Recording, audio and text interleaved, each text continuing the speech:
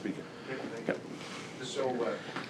Good afternoon. I'm delighted to be here as we commence the new session of the legislature at an incredibly optimistic time for the province and people of Alberta, with throne speech from Her Honour, the Lieutenant Governor, the Honourable Selma Lakhani, underscoring the focus of Alberta's government to increase healthcare capacity and continue to create jobs through Alberta's successful recovery plan. This is an important session. Now, this government has already achieved over 86% of our election platform commitments. We have done what we said we would do, with nearly 90% of our commitments to Albertans delivered on, with nearly 18 months to go in the mandate of this government. But more work lies ahead of us, and one of the key things we've learned from the COVID-19 situation is the need to expand healthcare capacity. Our government has already significantly increased the healthcare budget, last year providing an additional nearly $1 billion to speed up access to surgeries and reduce surgical wait times. Obviously, COVID has continued to have a damaging impact on our broader healthcare system, including surgical wait times. So this budget underscores that we'll be moving forward with Alberta's surgical initiative designed to do more surgeries more quickly, getting people out of the backlog and getting them out of pain so that they can move on with a healthy life. And that is a critical part of the actions that we will be taking. You'll see that further reflected in Thursday's budget. We will also be taking important measures to move forward with Alberta's economic recovery plan. As you know, Alberta has led Canada in economic growth in 2021, and we are projected to continue leading the country in economic and job growth in 2022. We see this economy firing on all cylinders. It's obviously we are benefiting from strong oil and gas prices, but we are seeing dynamic growth in virtually every Alberta industry and diversification happening like never before. Important legislation will be introduced following this throne speech as key parts of Alberta's recovery plan. That includes reform to the Alberta financial services sector. It includes allowing companies to do their own reinsurance, to have financial services at lower cost. It includes other measures to diversify the Alberta economy. At the same time, we have an important focus here on making life better for Albertans, and that includes important reforms in the area of education. So, for example, legislation will be introduced to strengthen protection for Alberta students by ending the conflict of interest, which allows the Alberta Teachers Association to investigate its own members. That will put the Alberta teachers on the same playing field as all other regulated professions in every other province of Canada by removing the peculiar conflict of interest that exists only for teachers and only in Alberta. This throne speech addresses a number of important issues on public safety as well, and as well as, for example, new legislation to help inform people of the danger that may be posed by those who are on bail, parole, or be facing deportation following a criminal conviction. On the economic front, we'll be introducing an important new red tape reduction bill to put more momentum behind our successful red tape reduction initiative. Alberta's government was elected on a commitment to reduce by 1/3 the number of job-killing government rules imposed on our economy. We've already succeeded by reducing that burden by 22%. I'm looking forward to the Canadian Federation of Independent Businesses red tape report card later this week. But this will be more legislation to actually reduce government rules, which we have to do through a bill in the legislature.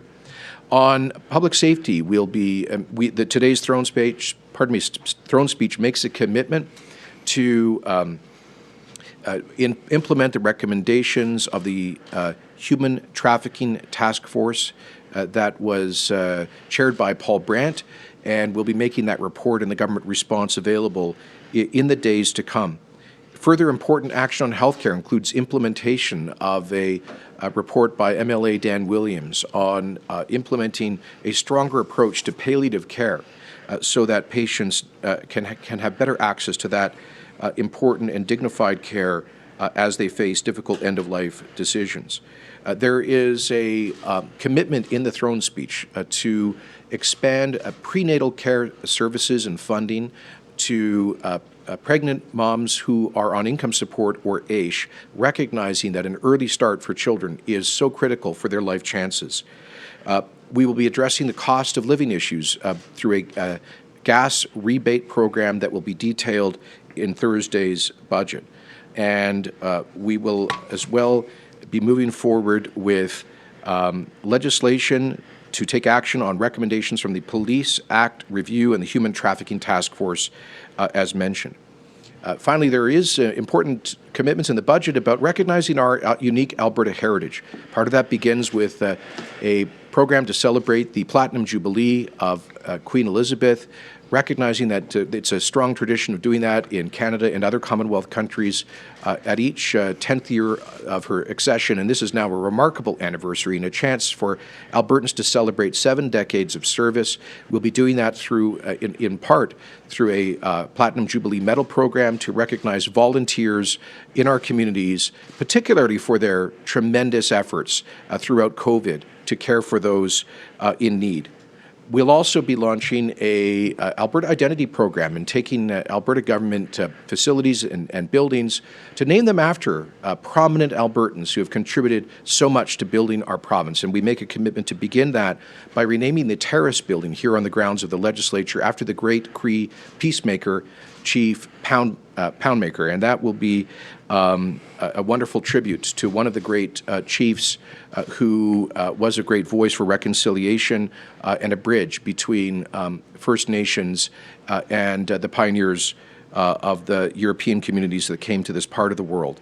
As well, we are reaffirming a commitment in the throne speech to finish consultations with Indigenous communities on the construction of an appropriate and fitting permanent memorial to recognize the victims of the Indian residential schools, and that will be built here on the grounds of Alberta's legislature. So altogether, this is a throne speech that focuses on expanding healthcare capacity, creating jobs and economic growth, while strengthening public safety and recognizing what is unique about Alberta as we build a stronger province. And with that, I'm happy to take your questions. Thank you, Premier. That concludes the speaking portion. We're going to start with questions on the phones. Just to note, Premier Kenney is here, as well as Ministers Orr and Government House Leader Jason Nixon are available for questions. Operator, can you please put through the first caller? Thank you. David Staples, Edmonton Journal. Thanks for taking my call. My first question is about the ESG governance that you're going to be bringing in to the government. Exactly why are you doing this? How much is this going to cost? And why embrace ESG? As some people say, it's just an exercise in public relations for companies. It includes companies with high ESG scores, include companies like Philip Morris, the tobacco company, and Coke and Pepsi, who make pop. Why get into this in such a big way as Alberta moving in this direction? Good questions, David. Just for context, the throne speech says, and of course all of this is under embargo right now, the throne speech says that commits us to a renewed effort to tell Alberta's story to the world, highlighting the many reasons why there is simply no better place on earth to pursue a dream, raise a family, and build a life. This campaign will focus on attracting both job-creating investment and hardworking people from across Canada and around the world. The important work of the new Environmental, Social and Governance Secretariat will be part of this effort, showcasing Alberta's achievements in lowering emissions and improving our reputation as a world leader in responsible energy production. It goes on to say the government will continue to support the Oil Sands Pathways to Net Zero Alliance to achieve their goal of net zero carbon emissions in the industry by 2050, while pressing the federal government to create strong fiscal incentives for investment in carbon capture, utilization, and storage technology. So part of what we're speaking to here will be a whole of government campaign to much more assertively tell Alberta's great story in many different ways. We spend a lot on, for example, tourism promotion, and the Invest Alberta will be upping its advertising campaign across Canada and around the world in key investment markets to tell people about the Alberta investment and economic advantage. We will be identifying in the budget our concern that the single greatest challenge our economy is facing in the foreseeable future will be a skill and labor shortage. So we want to advertise the availability of unfilled jobs here in Alberta. But on top of all of that, we need to do a better job of telling the story about our improving environmental performance. So that comes to the ESG question. David, I can tell you that when I sit down with oil sands producers, Alberta oil and gas companies, typically the number one concern that they raise is the impact of the ESG movement on their access to capital and financial services. As you know, increasingly there has been a movement starting with European financial markets, moving increasingly to North America to reduce investment, credit, capital and financial services available to the industry. Two of the world's largest reinsurance companies, both based in Europe, have said that they will no longer provide reinsurance products to the oil sands, for example. The Canadian Energy Centre was created in part to correct some of the myths and misconceptions about our environmental performance, but the ESG secretariat that we've established in my Department of Executive Council with a small budget, I think it's about a $1.52 million budget, has a coordinating function across the whole government of Alberta to make sure that we are tabulating all of the progress that we are making on improving our environmental performance and that we are more effectively telling that story. Minister Toews and I spent several days before Christmas on the phone with the CEOs of Canada's largest banks, pension funds, mutual funds, and financial institutions. And I can tell you, David, this came up as a principal question from many of them. So we have to do a better job of this. We are reducing emissions intensity across the economy. The Pathways Group has this 2050 net zero goal. We will be coming forward with our own Government of Alberta strategy for emissions reduction, but all of this has to be coordinated because it could become, if we don't properly manage this issue, it could become an existential threat to the future of our largest industry. Thank you, Premier. David, do you have a follow-up? Yeah, could it be, Premier, that Alberta companies and Alberta, the government, is going to be jumping through endless loopholes, not endless loopholes, jumping over endless barriers and fighting hard to get good ESG ratings and going through all of this incredible effort, but it's not going to do any good in the face of our competitors in the oil and gas industry in, kind of countries with very poor human rights records like Saudi Arabia and Russia. And they'll continue to take market share while we busy ourselves, tying ourselves in knots, trying to meet ESG goals, which other countries are going to brush off, but still forge ahead. Exactly. That is a central concern, which has led us to create the ESG secretariat in my department, because we are developing what we think is a better, more accurate framework for scoring environmental, social, and governance performance by companies. And and here's a point that we will be making very forcefully to those firms that produce these ESG metrics. And the point is this: you have to include a jurisdictional analysis because, if, for example, if the governance rating of companies is based simply on, for example, things like gender diversity on the board, but they don't include the broader geopolitical context of who owns these companies and where they operate, then they're really missing the boat. Most of our major global competitors on oil production are state-owned or partially state-owned enterprises, many of them owned by dictatorial states that are serial abusers of human rights, and witness what Russia's doing in Ukraine right now, that destabilize global peace and security. So, if Gazprom has an adequate ratio of gender diversity on the board, why should that count in their favor if they are a country effectively controlled by Vladimir Putin, who is invading sovereign nations and executes political opponents? That's exactly the point that we must make, which is that if ESG metrics are applied unfairly, unreasonably, only to publicly traded companies working in transparent liberal democracies like Canada, then we're missing the boat completely. And so part of the work that Assistant Deputy Minister Brad Ferguson and his team have been doing at the ESG Secretariat is to come up with a compelling jurisdictional analysis in ESG rankings, because if you include that, we knock the lights out of our competitors in the oil and gas sector around the world. Thank you, Premier. Operator, can you please put through the next caller? Sherry Narine, Wind Speaker. Hello, Premier Kenney. These questions are for you. That initial report on an Alberta provincial police force said there had been limited discussions with Indigenous groups. Has that limited discussion been corrected in order for you to move forward on taking action on recommendations? Yeah, thanks for the good question. In fact, the reason we are doing more exhaustive second phase consultations is in large part so we can have detailed, in-depth conversations with First Nations and Indigenous communities. I believe that the model for a potential Alberta police service that has been proposed as the basis of these consultations would be a major step forward in Indigenous involvement in policing. If you look at that model closely, it would guarantee a certain number of seats on an Alberta Police Commission for representatives of Indigenous people. This, I believe, would be the first time in Canadian history that Indigenous people would have a guaranteed and permanent role in police governance and oversight.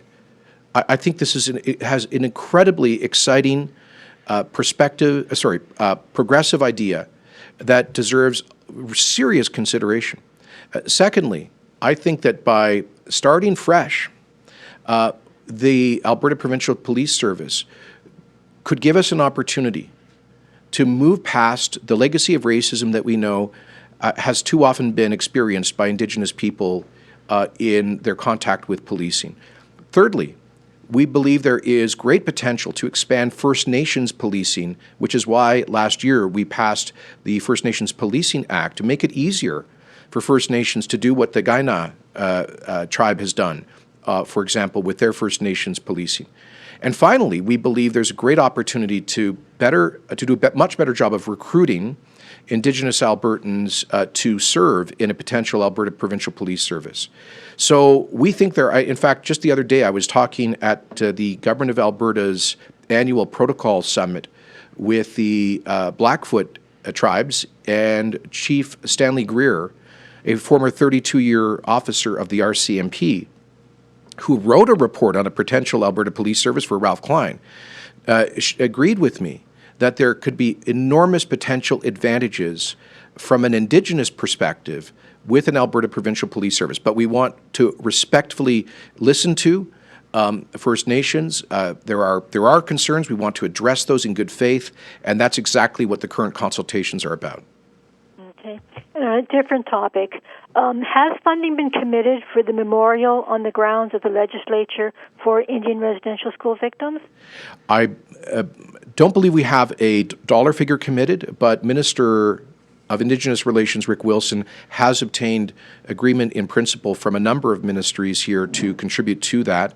And so we want first respectively to hear what Indigenous communities think we should do, what kind of memorial it should be, and then we can start to scale the budget. So we don't want to make any we haven't fixed a budget at this date because we want to finish the consultations and figure out what do people think would be an appropriate memorial there. Okay. Thank you very much. Thank you. Thank you, Premier. We have time for two more on the phones, then we'll go to the floor. Operator, can you please put through our next caller?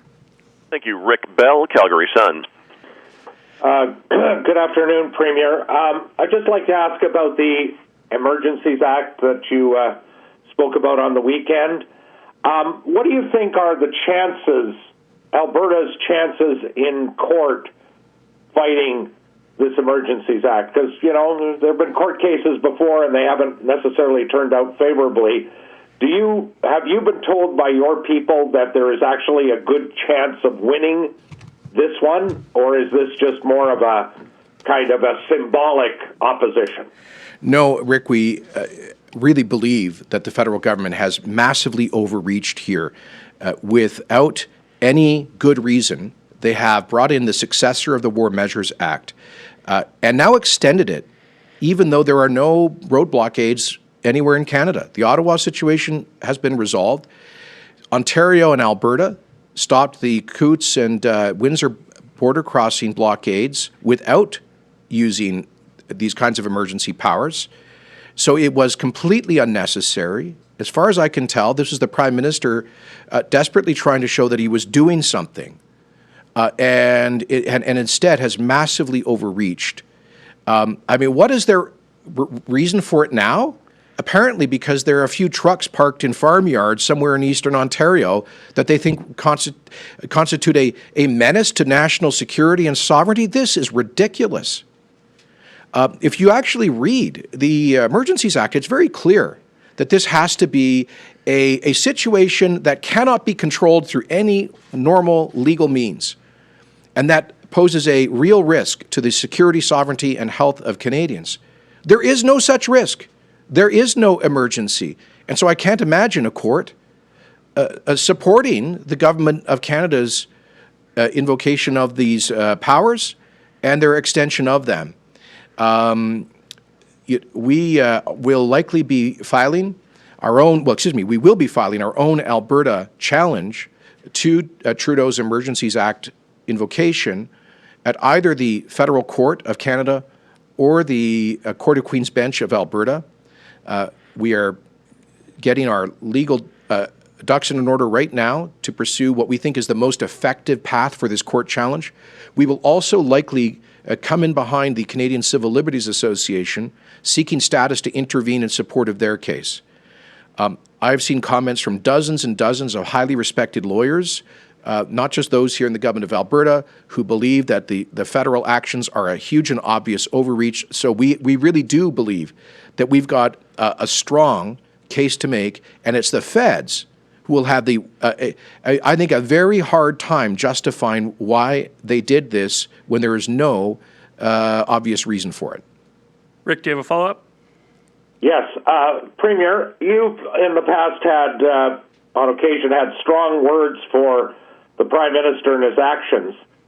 How do you rate, or how do you rank, or how do you perceive what he's done with the Emergencies Act in the sort of pantheon of bad things he's done? Like, how bad is this? And I ask this question of you because a lot of people who've contacted me actually fear what could happen under this Emergencies Act. So how bad is this in the catalog of bad things this Prime Minister has done?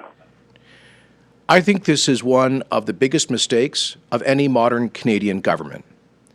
I think it's ironic that the son of the Prime Minister who brought in the War Measures Act to roll tanks onto the streets in 1970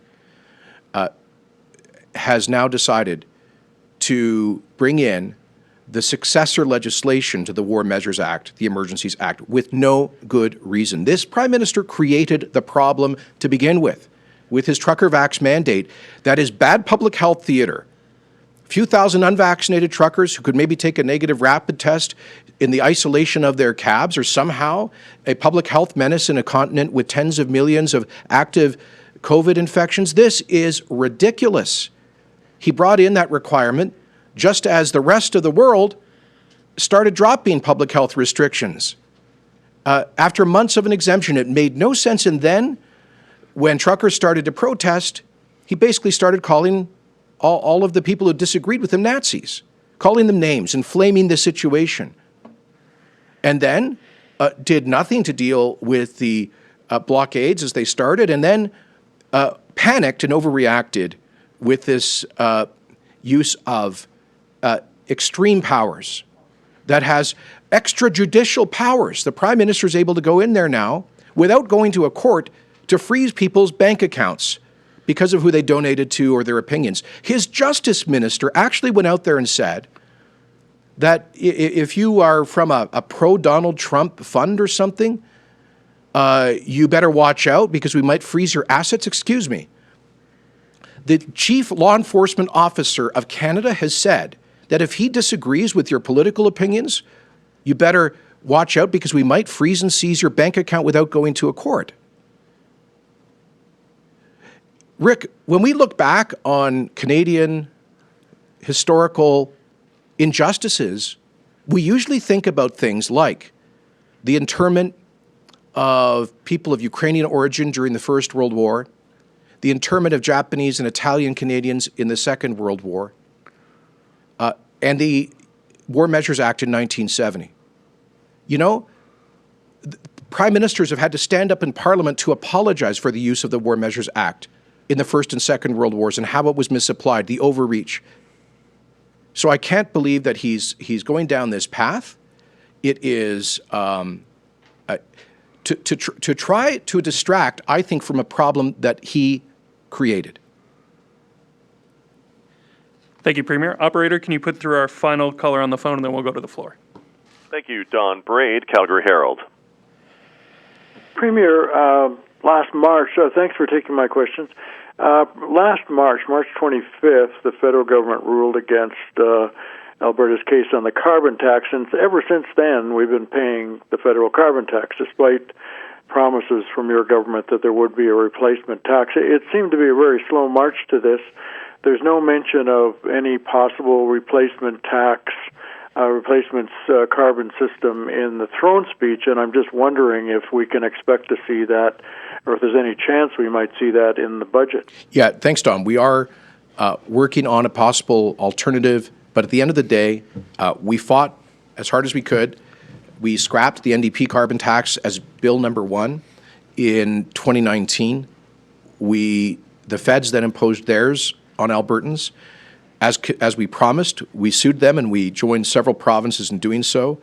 We lost narrowly at the Supreme Court of Canada. So whether we like it or not, that is now the law of the land. And I think Albertans, Canadians are starting to see how much this is costing them. As the Trudeau carbon tax has now gone up to $50 a ton, it is making a bad situation worse on people's power and gas bills. And this is further driving up the cost of living. But if you think this is bad, fasten your seatbelts, because Justin Trudeau and Rachel Notley want a $170 carbon tax, and that's probably not the end for them. They regard high power and gas prices as a plus, not a minus, as a feature, not a bug, because they think that high gas and power prices forces people to drive less and to turn down the temperature at home, to use less electricity. The whole perverse idea behind the carbon tax is punishing people for living normal lives, which is why we've been consistently opposed to it. There are better ways to reduce carbon emissions than punishing people for living normal lives in a cold northern climate. So we're looking at all of our options. We'll be coming forward with a decision in the fairly near future, and I'm actually going to ask Minister Nixon, as Minister of the Environment, if he'd like to add anything. Yeah, well, Don, the Premier is got it exactly correct, and I want to be very, very clear with you, Don. At no time has the Alberta government committed to re-bringing back a carbon tax of any kind on our province. We were very clear after the Supreme Court ruling that we would not see a reinstatement of the NDP job-killing carbon tax inside this province. What we did commit to, though, was to do everything that we could to get the money that Albertans are unfortunately being forced to pay in ridiculous federal carbon taxes back here into Alberta, and making sure that it can be used to be able to help make Albertan citizens' lives better each and every day while they continue to be forced by the federal government to pay the carbon tax. And we'll continue to work with our allies in provinces like Saskatchewan and with environment ministers across the country as we work to find ways to be able to make sure that Alberta's revenue can be returned here to help Albertans. But to be clear, we will continue to fight against the carbon tax. It's not a right policy. Just go look at your heating bills. It doesn't work. It's just costing hockey moms and hockey dads money, while the Prime Minister and the federal Liberal government continue to go across the globe with global elitists trying to push forward with a climate agenda that kills jobs and something that was just completely and utterly unacceptable to the province of Alberta. Don, do you have a follow-up?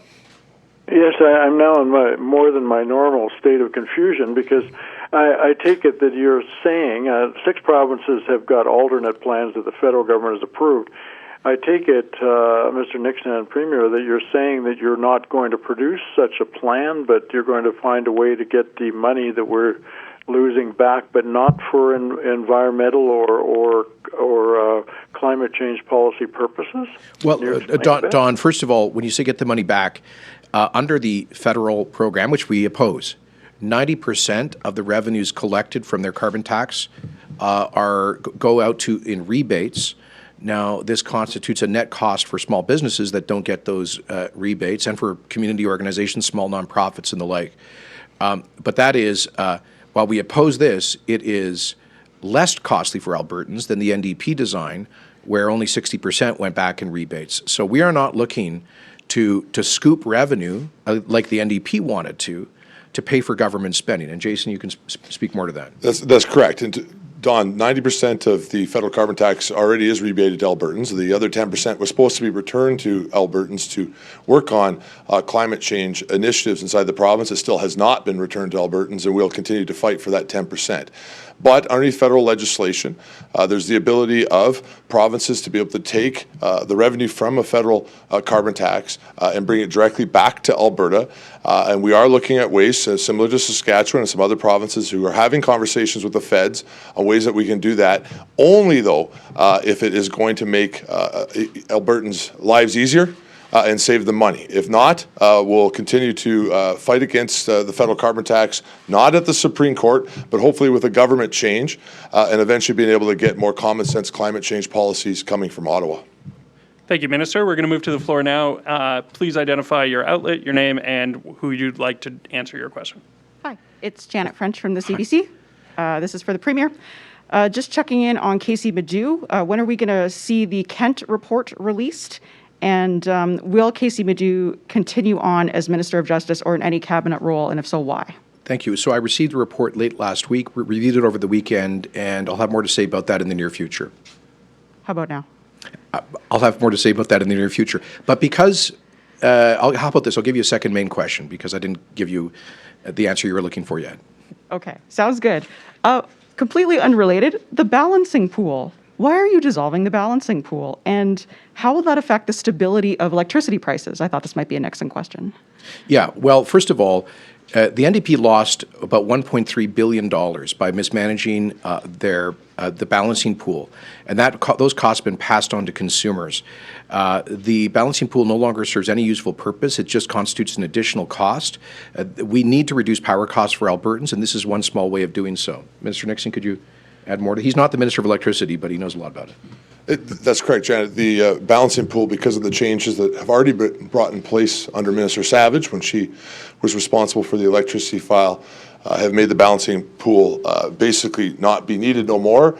And so we have to bring forward a legislative process to unwind that organization, which is, again, came in underneath the NDP, and it's just costing Albertans money, which is why we've moved forward with a different process with our electricity system.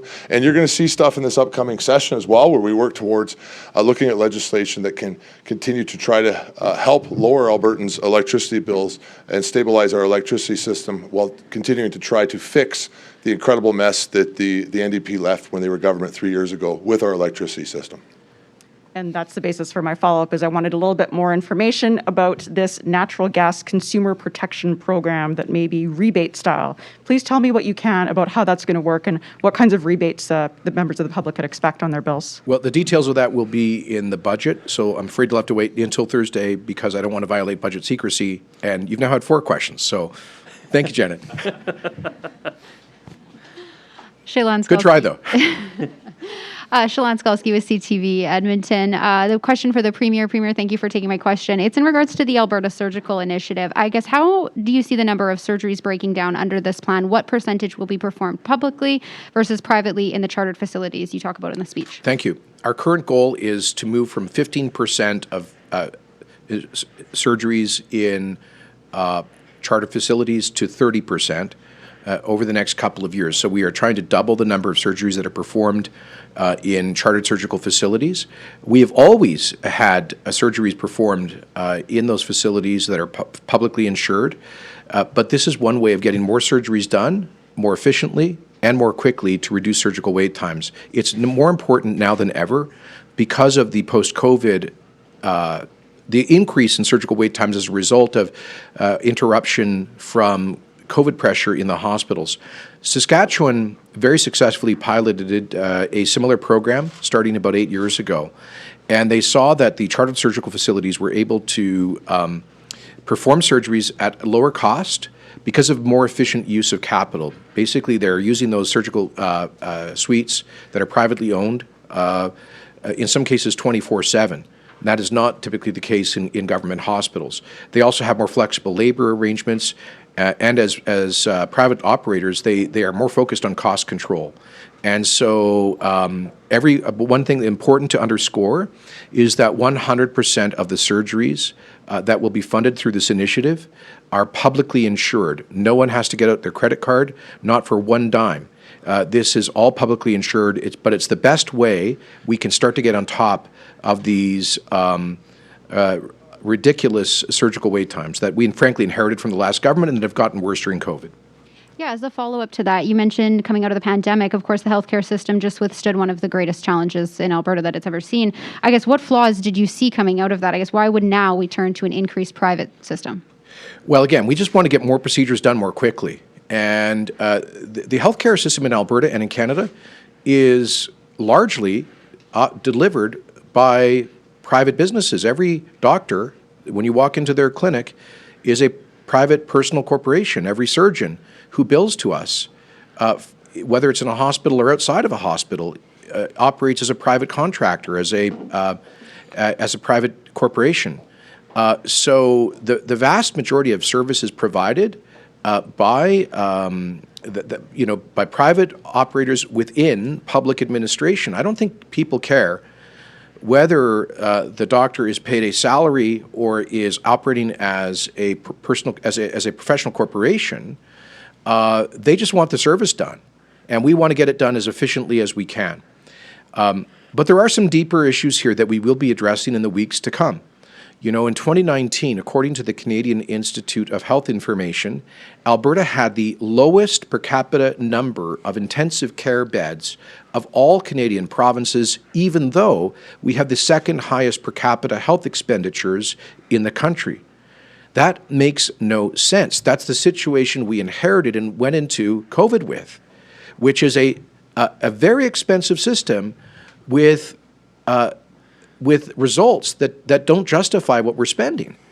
And so the broader strategy to increase health capacity, yes, will involve some more money, but also finding smarter ways of delivering things like other provinces do. Why is it that other provinces that spend less on healthcare are able to field more beds, particularly for intensive care? That's a serious question we need to answer as a province, and we will be addressing all of that in the weeks to come. We'll take two more.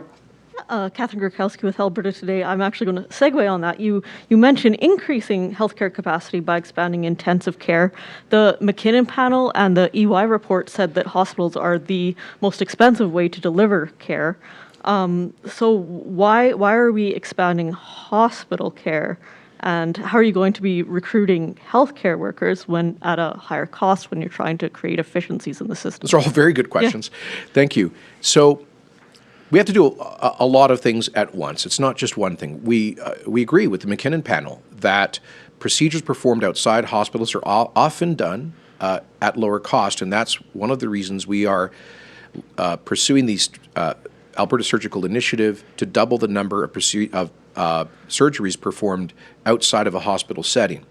At the same time, with a growing population, we know that we will need additional basic hospital capacity, and that's why the throne speech and the budget will both speak to critical historic investments in building and expanding Alberta hospitals.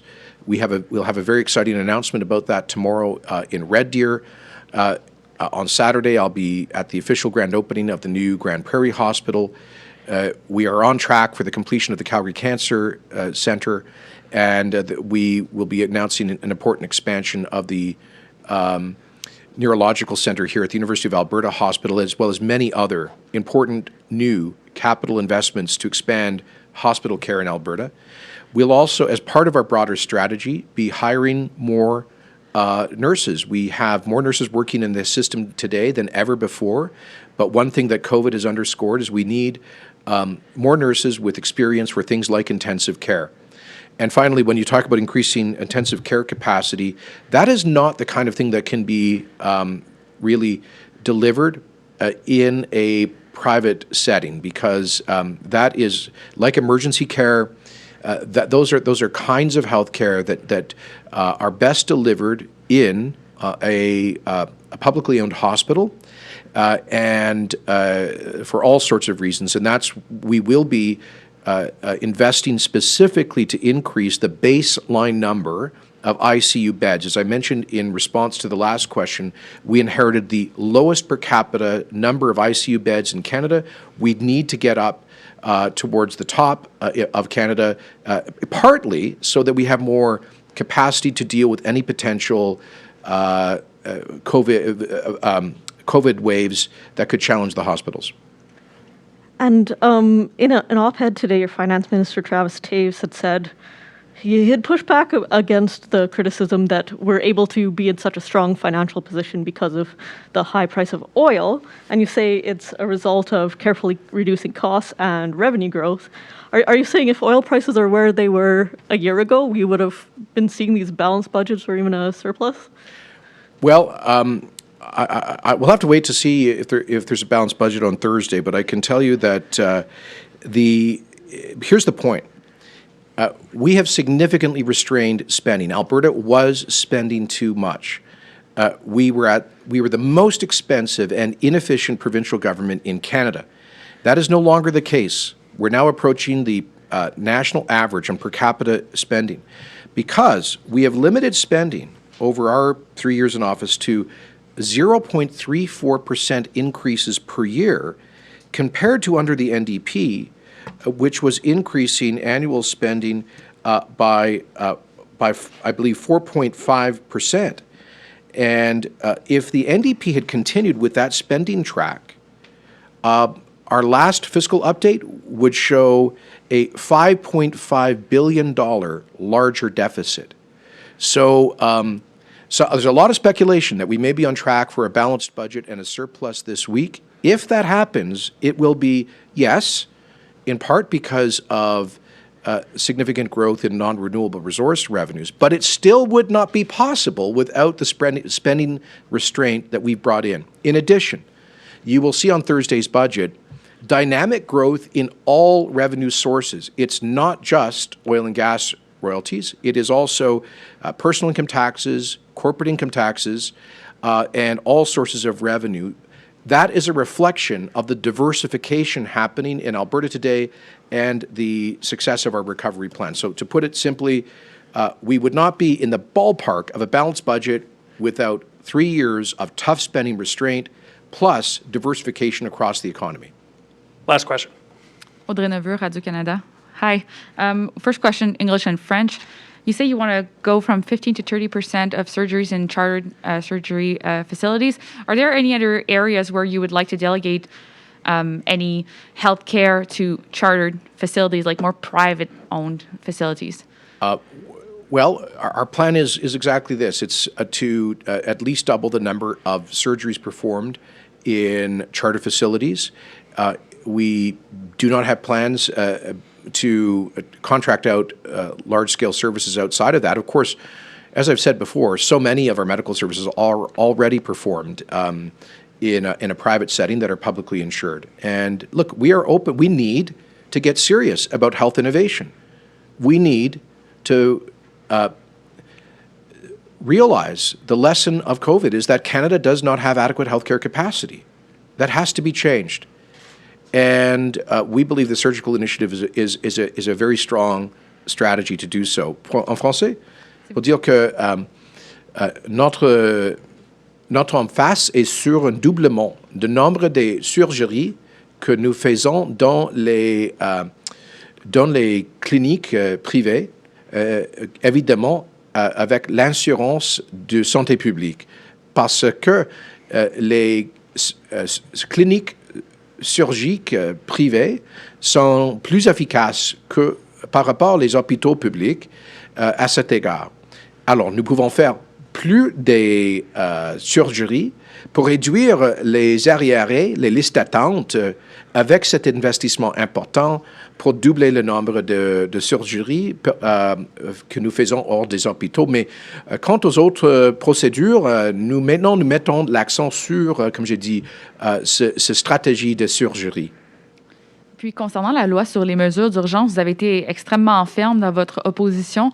Pourquoi est-ce que c'est autant une mauvaise idée, à votre avis, et pourquoi vous y opposez-vous vous-même en tant que gouvernement plutôt que de laisser des associations de la société civile le faire?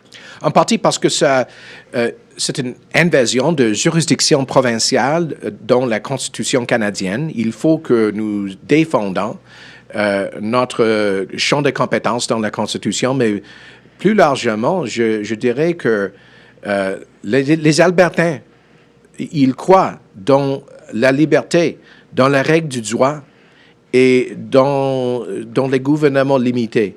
Et cette utilisation de la loi sur les urgences nationales est épouvantable à cet égard. Alors, nous ne serons pas la seule province de déposer un défi judiciaire contre la décision de M. Trudeau qui n'a aucune raison. Il n'y en a pas une urgence actuellement au Canada.